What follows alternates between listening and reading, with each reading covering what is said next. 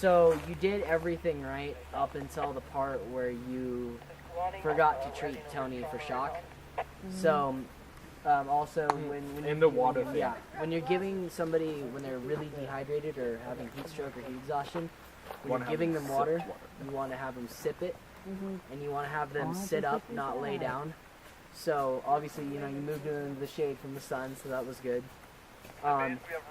When you treat shock, obviously you want to elevate the feet, so stick your pack underneath that. That's fine, we'll send you guys off in a second. You can get like the So you did all that right except the water and then obviously shock. And then when you're doing CPR, do you guys, how many, not besides Oliver, how many compressions to breath? What's the ratio? No.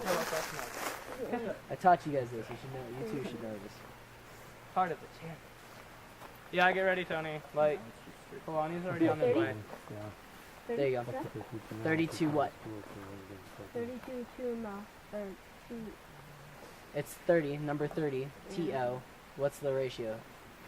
You do, 30 compressions to... it's the mouth to mouth. Yeah, how many breaths? How many breaths? 2, exactly. 30 to 2 is the ratio. So when you're doing CPR on somebody, you're giving 30 chest compressions, 2 breaths. Also, something that you guys need to know is when you first come up, what is the first thing that you need to do? When you first come up to... What happened to Nathan last place? There you go. Boom. You did not assess the area at all. Yeah, definitely. So... I've seen them do that.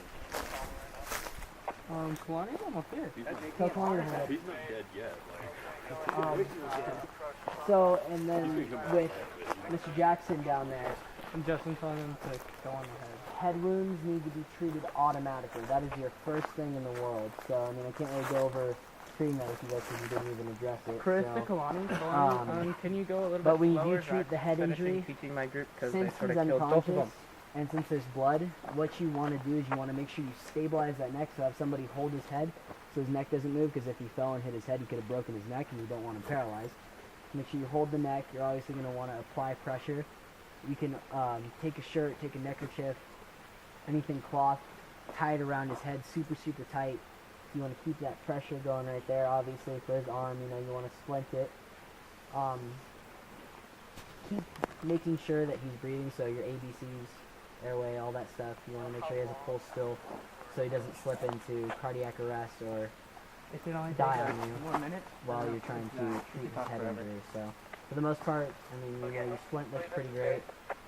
You taking care of the guy who had heat stroke did fairly well. Just make sure you guys always treat for shock, assess the scene, and make sure you take care of the major injuries versus the minor injuries. Alright? Go ahead and head out.